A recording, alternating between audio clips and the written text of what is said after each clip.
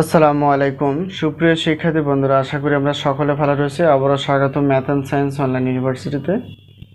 প্রিয় শিক্ষার্থী বন্ধুরা, আজকে আমরা আমাদের সাজেশন অনুসারে অর্থাৎ আলহামদুলিল্লাহ সাজেশন অনুসারে ফান্ডামেন্টালস অফ ম্যাথামেটিক্স চ্যাপ্টার মেজরের জন্য 5 আর এক্সাম্পল হচ্ছে 49 আর বইয়ের পৃষ্ঠা তিতাস পাবলিশন 204। আর নন মেজরের চ্যাপ্টার 2 এক্সাম্পল 49 আর পৃষ্ঠা হচ্ছে তিতাস পাবলিকেশনের বোর্ড বই 62। তো আজকে আমরা দুইটি ক্লাস দেখে এই চ্যাপ্টারটি শেষ করব। তো ইনশাআল্লাহ পরবর্তীতে আমরা নতুন একটা চ্যাপ্টার ধরবো যা কিনা আমাদের সাজেশন অনুসারে তৈরি। তো দেখো, এর আগে আমরা কিছু ক্লাস আপলোড করে ফেলেছি, অবশ্যই তোমরা দেখে নিয়েছো।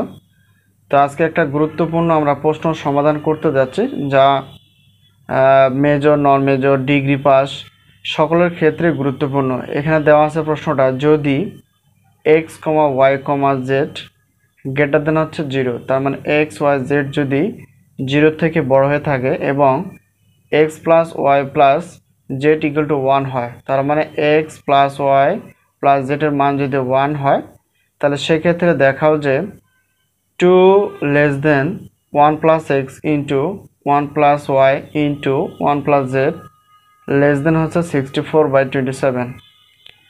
তো এটা হচ্ছে দুইটা পার্টে বিভক্ত। দেখো, এটা বলছে কি যে এখান থেকে মানে কি এটা অর্থাৎ এটা বড় হবে, টুটা ছোট হবে। আর এটার মিনিংটা হচ্ছে যে এটার সঙ্গে যদি কম্পেয়ার করি তাহলে এটা বড় হবে, এটা ছোট হবে। তো এখন যদি বলি এটা হচ্ছে দুইটা অংশ, এটা হচ্ছে প্রথম অংশ, এরপর হচ্ছে এটা অংশ, তারপর আমরা মিলিয়ে দেওয়ার চেষ্টা করব। তো এর আগে তো আমরা জানি এটা হচ্ছে একটা সূত্র যেটা পড়বে বা নিয়ম, অসমতা অর্থাৎ ভায়াস্টার্সের যে অসমতার সমীকরণ বা সূত্রটি রয়েছে সেই সূত্র ব্যবহার করতে হবে। কেন? কারণ সে আকার রয়েছে এজন্য। ঠিক আছে, যদিও এটা আমাদের সাজেশনে নেই। তো ইনশাআল্লাহ পরবর্তীতে আমরা এই ভায়াস্টার্সের যে অসমতার উপপাদ্যটি রয়েছে সেটা প্রমাণ করার চেষ্টা করব। তো প্রথমত আমরা জানি যে ভায়াস্টার্সের যে সূত্রটা সেটা লেখার চেষ্টা করব। ভায়াস্টার্সের অসমতার সূত্রটি অবশ্যই মুখস্থ রাখতে হবে। তো দেখো, এখানে বিষয়টা যদি আমরা খেয়াল করি যে এখানে 1 প্লাস এক্স, তাহলে 1 প্লাস এ 1, তার মানে হচ্ছে এক্সের এ 1-এর জায়গায় আমরা কি বসাতে পারবো? এক্স বসাতে পারবো। আবার দেখো 1 প্লাস ওয়াই, তার মানে হচ্ছে এ টুর জায়গায় আমরা ওয়াই বসাতে পারবো। আর এরপর দেখো 1 প্লাস হচ্ছে জেড, তার মানে 1 প্লাস এটা, তার মানে এখন যদি তুলনা করি তাহলে সেক্ষেত্রে দেখা যাবে যে এ থ্রির জায়গায় আমরা জেড বসাতে পারবো। ঠিক আছে, তো এখন বিষয়টা হচ্ছে আরেকটা বিষয় হচ্ছে যে 1 প্লাস এস, এস বলতে হচ্ছে এখানে যদি আমরা বলি এস মানেটা কি? এস মানে হচ্ছে এখানে যে গুণফলগুলো রয়েছে অর্থাৎ a1, হ্যাঁ, প্লাস হচ্ছে a2 প্লাস হচ্ছে a3 যোগফল হচ্ছে এস বা সমষ্টি। এখন এটাকে আমরা নিজের প্রয়োজন এটাকে একটু সাজিয়ে লিখবো। দেখো এখানে 1 প্লাস হচ্ছে এস, দেখো এটা কিন্তু গ্রেটার দেন, এটা হচ্ছে লেস দেন, এটা হলো বড়, এটা ছোট ছিল, তার মানে সেরকমভাবে আকারটা আমাদের দিতে হবে। দেখো এটা ঘুরে যাবে, তার মানে এটা বড়, এটা কি তুলনামূলক ছোট। তার মানে দেখো ওইভাবে আমরা লিখব শুধু হিসাবের সুবিধার্থের জন্য। তাহলে আমরা লিখতে পারি 1 প্লাস a1, 1 প্লাস হচ্ছে a2 আর 1 প্লাস হচ্ছে a3।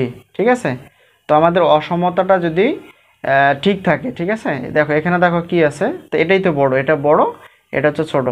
তো যাই হোক, এখন আমাদের কাজ হচ্ছে যে পরবর্তী, তো আমরা বললাম যে এস মানেটা কি? এস মানে হচ্ছে a1 a2 a3, তার মানে যেহেতু a1 বলতে কত এক্স, তাহলে 1 প্লাস a1, তার মানে a1 এর জায়গায় আমরা কি বসাবো? এক্স বসাবো, প্লাস এরপর কত a2 জায়গায় আমরা কি বসাবো? ওয়াই বসাবো, প্লাস হচ্ছে আর a3 এর জায়গায় আমরা কি বসাবো? জেড বসাবো। ঠিক আছে, তার মানে a1 এর জায়গায় এক্স প্লাস ওয়াই প্লাস হচ্ছে জেড, তার মানে এস এর জায়গায় আমরা x plus y plus Z বসিয়ে দিলাম। ঠিক আছে, তো এভাবে আমাদের হিসাবগুলো দেখিয়ে দিতে হবে। এটা হচ্ছে কি লেস দেন, এরপরে কাজ দেখো, তাহলে সেক্ষেত্রে দেখো এখানে 1 প্লাস a1 বলতে হচ্ছে এক্স ব্র্যাকেট, 1 প্লাস a2 বলতে হচ্ছে ওয়াই, 1 প্লাস a3 বলতে কত হচ্ছে জেড। ঠিক আছে, আশা করি বিষয়টি ক্লিয়ার। এখন দেখো এখানে একটু কাজ আছে, তো এখানে কিছু মান দেওয়া ছিল না, একটু খেয়াল করো, এক্স প্লাস ওয়াই প্লাস জেডের মান হচ্ছে 1, তাহলে 1 প্লাস, তাহলে এতটুকু জায়গায় আমরা কি বসিয়ে দিতে পারি, 1 বসিয়ে দিতে পারি। এখানে যা আছে তাই 1 প্লাস হচ্ছে এক্স, তারপর হচ্ছে যে 1 প্লাস হচ্ছে ওয়াই, তারপর হচ্ছে 1 প্লাস হচ্ছে জেড। আশা করি বিষয়টি ক্লিয়ার। এখন দেখো, অতএব 1 আর 1 যোগ করলে 2 হবে, লেস দেন 1 প্লাস হচ্ছে এক্স, আর একটা হচ্ছে 1 প্লাস হচ্ছে ওয়াই, আর 1 প্লাস হচ্ছে জেড। তার মানে একটা অংশের আমাদের প্রমাণ এসে গেছে, অর্থাৎ 1 plus x, 1 plus y, 1 plus z, এটা হচ্ছে গ্রেটার দেন, এদিক দিয়ে গ্রেটার দেন, বা এটা হচ্ছে কি 2, তার মানে এটার আংশিক আমাদের উত্তর চলে আসছে। এরপর দেখো, আমাদের পরবর্তীতে প্রমাণ করতে হবে যে 64/27। তো আমরা জানি হচ্ছে যে মনে হচ্ছে এটা যোগাত্তর মধ্যক, গ্রেটার দেন হচ্ছে গুণোত্তর মধ্যক। তো এখন এটা একটা সূত্র, অর্থাৎ এই সূত্র অনুসারে আমরা কাজ করব।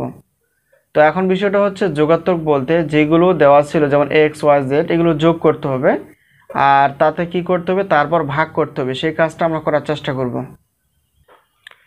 তো এখন যোগাত্মক মধ্যক হচ্ছে যে যতগুলো ছিল ততগুলো আমরা কি করব, বা ওখানে দেওয়া ছিল, তো প্রত্যেকটা আমাদের যোগ করতে হবে, জয়টা অংশ ছিল তত দ্বারা ভাগ করতে হয়। আর এখানে কি গ্রেটার দেন ছিল, আর জি এম মানে হচ্ছে, তো জি এম মানে হচ্ছে গুণোত্তর মধ্যক, বা এটার মিনিংটা হচ্ছে গুণ করতে হবে। তার মানে হচ্ছে 1 প্লাস হচ্ছে এক্স, 1 প্লাস হচ্ছে ওয়াই, ইন্টু 1 প্লাস জেড। ঠিক আছে। এখন আরেকটা বিষয় হচ্ছে যে যেহেতু তিনটা, তার মানে আমরা সূত্র জানি 1/n, তাহলে 1 হচ্ছে n, n বলতে এখানে তিনটা রয়েছে, তার মানে এটা হচ্ছে 3 হবে। ঠিক আছে। তো আশা করি বিষয়টি ক্লিয়ার। এখন আরেকটা কাজ হচ্ছে, এখানে দেখো আমরা কি করতে পারি, যে এখানে সবগুলো ব্র্যাকেট যদি আমরা উঠিয়ে দিই, তাহলে 1 প্লাস এক্স প্লাস এটা কি হবে, যেহেতু গুণ আকারে নেই, এটা যোগ আকারে আছে, তাহলে 1 1 1 যোগ করলে আমরা এখান থেকে 3 পাবো। ঠিক আছে। এই যে 1, এখানে 1, এখানে হচ্ছে 1, ব্র্যাকেট যদি উঠিয়ে দিই, আর এরপর হচ্ছে এক্স প্লাস ওয়াই প্লাস হচ্ছে জেড, আর নিচে 3 আছে, 3 থাকবে। এরপর হচ্ছে গ্রেটার দেন, আর এখানের কাজ হচ্ছে যে যা আছে আপাতত তাই থাকবে, 1 প্লাস হচ্ছে এক্স, 1 প্লাস হচ্ছে ওয়াই, আর 1 প্লাস হচ্ছে জেড। ঠিক আছে, এটা থাকবে। আর এখানে হচ্ছে 1/3।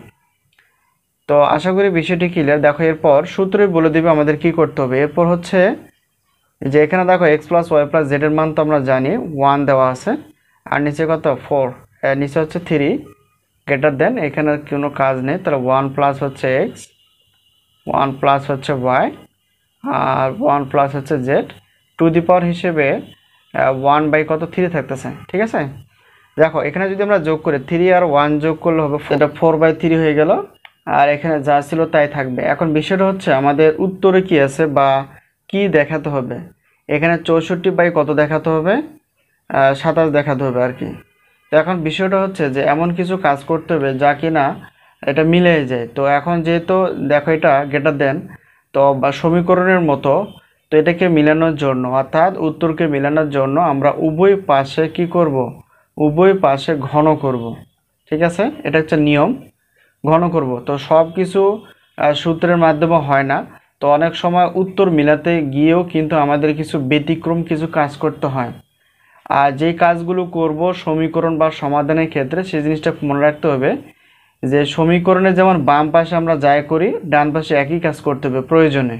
তো সেম এখানে যেহেতু আমাদের মিলাতে হবে 64/27, তাহলে সেক্ষেত্রে দেখো আমরা যদি উপরে কিউব করে দিই, তাহলে 4 এর উপর কিউব মানে হচ্ছে 64, আর 3 এর উপর কিউব মানে হচ্ছে 27। ঠিক আছে। তো একই কাজ করতে হবে, শুধুমাত্র একদিকে মিলালে হবে না, এই পাশে কিন্তু কাজ করতে হবে। তাহলে এখানে কত 1/3 ছিল, আর আমরা কি করব, ঘন করব। তো এই হলো বিষয়। এখন দেখো এটাকে যদি আমরা হিসাব করি, তাহলে এটা হবে 64 হবে, আর নিচে হচ্ছে 27, আর এটা যা আছে তাই। আর এটা যদি হিসাব করি 1 প্লাস হচ্ছে এক্স ইন্টু 1 প্লাস হচ্ছে ওয়াই ইন্টু 1 প্লাস হচ্ছে জেড। ঠিক আছে, এই হলো বিষয়। আর 3টা যদি উপরে কি করি, গুণ করে দেওয়া হয়, তাহলে 3 3 কাটা 1 থাকবে, আর 1 পাওয়ার দেখা, তো 1 পাওয়ার লেখার প্রয়োজন নেই। ঠিক আছে। তো এখন আমরা যদি উত্তরটি সাজিয়ে লিখি, তার মানে এখানে দেখো 2 আমরা আগের অপশনে বের করে ফেলেছি, 1 প্লাস হচ্ছে এক্স, 1 প্লাস হচ্ছে ওয়াই, আর 1 প্লাস হচ্ছে জেড, ঠিক আছে, এই হলো বিষয়। আর এখানে কি ছিল, এটা হচ্ছে লেস দেন ছিল, আর এটার কত 64 বাই হচ্ছে 27, ঠিক আছে। তার মানে আগের অপশনে যেটা আমরা বের করলাম আর কি 1 প্লাস এক্স এটা সমান লেস দেন কত 2, আর এখানে আমরা বের করছি কি এটা গ্রেটার দেন এটা, তার মানে সাজিয়ে লিখলে এরকম হয়ে যাবে, ঠিক আছে। তার মানে এটা বড়, এটা হচ্ছে ছোট। তখন দেখো এটা বড় এটা ছোট, তো ঠিকই আছে, তার মানে এটা দেখানো হলো। তো আশা করি ক্লাসটি খুব সহজে বুঝতে পেরে গেছো। যদি কোনো জায়গায় বুঝতে অসুবিধা অবশ্যই কমেন্টসে লেখার চেষ্টা করবা।